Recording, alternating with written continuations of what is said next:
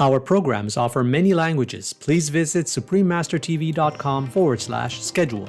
Nos programmes offrent plusieurs langues. Veuillez visiter suprememastertv.com/schedule.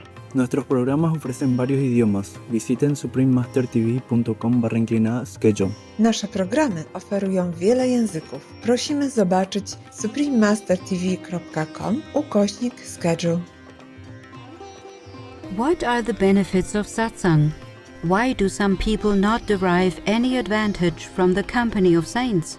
What are the obstacles that come in the way of acquiring true knowledge? Please keep watching to find out how Param Sant Tulsi Sahib, vegetarian, eloquently answers all these questions.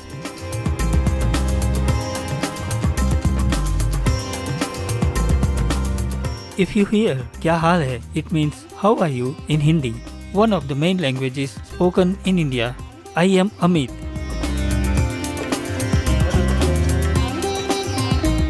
The benevolent people of India extend their sincere prayers for your spiritual upliftment now and always.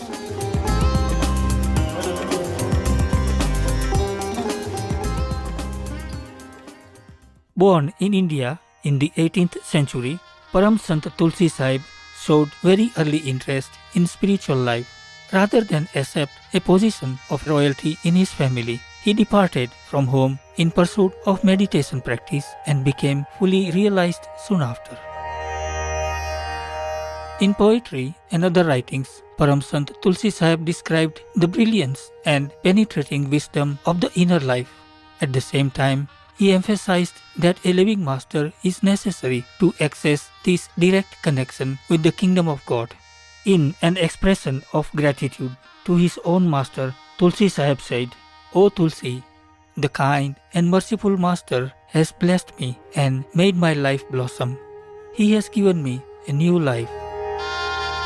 In writing about spiritual upliftment, Param Sant Tulsi Sahib recounted his own experience of the inner heavenly light and sound. Moreover, he said that all saints' teachings shared the same path to the divine within, along with instructions on how to attain it. Param Sant Tulsi Sahib thus declared that the teachings he conveyed were in unity with those of Kabir Sahib Ji, Guru Nanak Dev Ji, Datu Dayal Ji and other saints. We will now share with you selections of mystic verses of Tulsi Sahib, vegetarian, saint of Hathras. Satsang, sacred gathering with a realized master. This is an excerpt from Ratan Sagar in the form of a dialogue. Hriday, a disciple raises certain questions concerning satsang, namely, what are the benefits of satsang? Why do some people not derive any advantage from the company of saints? What are the obstacles that come in the way of acquiring true knowledge? Tulsi Sahib elaborately answers all these questions using various similes and metaphors. Hriday, O Master, people attended many satsang, but some say they gained no benefit. Countless days did they spend in the company of saints. Never did they see the Lord with their own eyes. Much praise have you showered on satsang, but it brought no advantage to them. This has aroused doubts in my mind. Pray, help me to be rid of them. O Master, what did they lack? Why did they not understand? How did they not recognize the jewel of knowledge? Tulsi Sahib, listen, O brother, I shall try to explain the truth to you. The soul left her home on the day of creation. Birth after birth, she gathered the rust of karmas.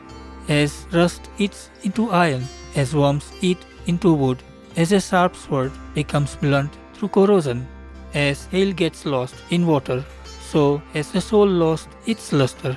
The terrible law of karma is formidable. The mind rides the soul. Servile to the senses, the mind roams recklessly. Mind and soul have been firmly knotted together. The unclean mind has lost discernment and understanding. Tell me, how can it ever know what satsang is?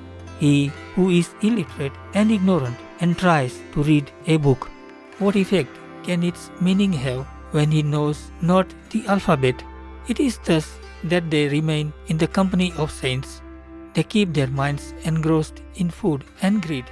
So long as their minds relish such pleasures, they continue to remain in the association of saints. Never do they understand the saints' way and technique. How then can they ever hope to pursue the truth? Who eat to their heart's fill, who sleep for long hours, who indulge in idle gossip, who control not the wayward mind. Their minds, from countless births, are like tangled yarns. Who can ever disentangle such twisted yarn? Such a one should work hard or surrender to the master. Either he should do spiritual practice or seek his master's shelter. If he does neither, he wanders without a purpose. Fickle of mind and speech, how can he achieve his aim?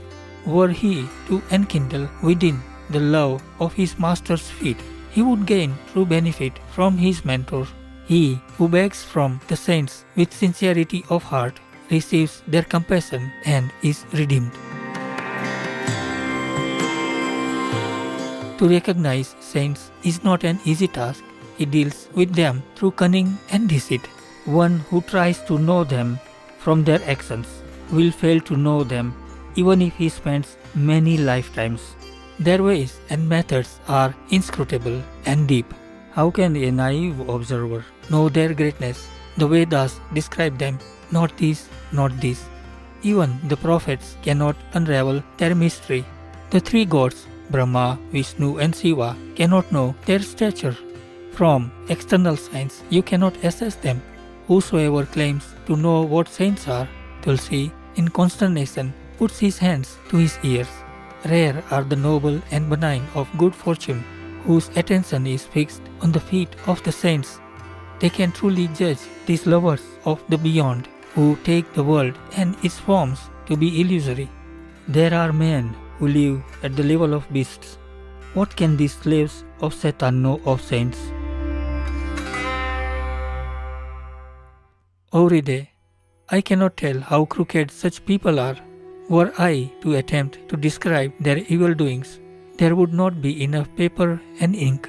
Never aware of their true selves, they ever remain in delusion.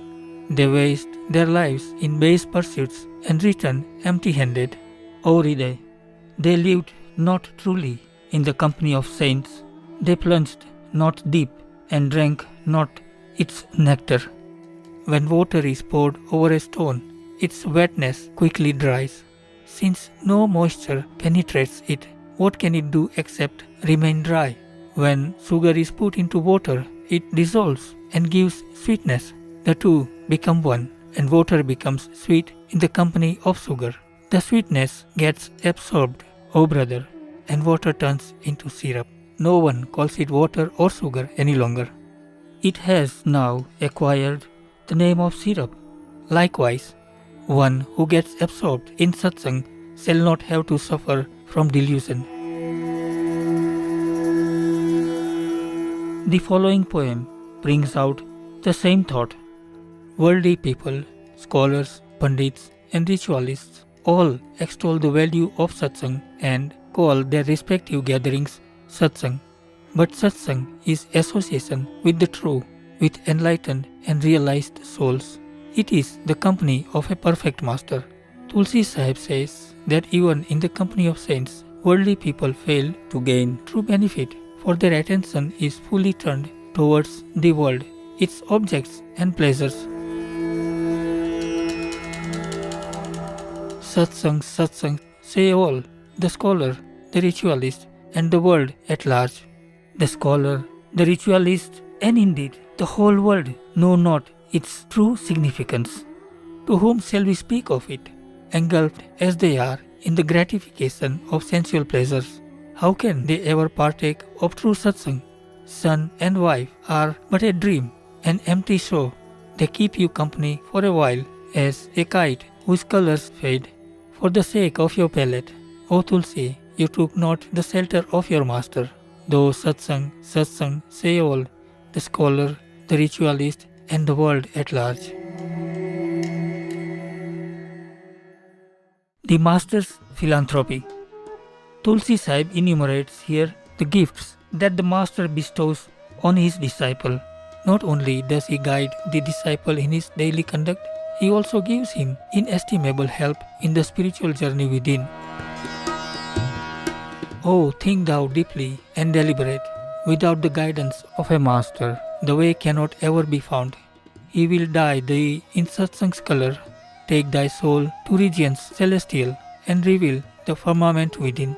If thou desirest to revel in realms spiritual within thine own self, none will help thee except the saints. In a short moment wilt thou depart, and thy body be reduced to dust. Thy master alone, O Tulsi, will show the entrance back to thy home. We thank you, kind viewers, for your presence today on Words of Wisdom. Please join us again tomorrow for part 2 of this program. In Heaven's grace, may we all benefit from satsang, our true association and inner connection with God. Our programs offer many languages. Please visit suprememastertv.com/schedule and suprememastertv.com/WOW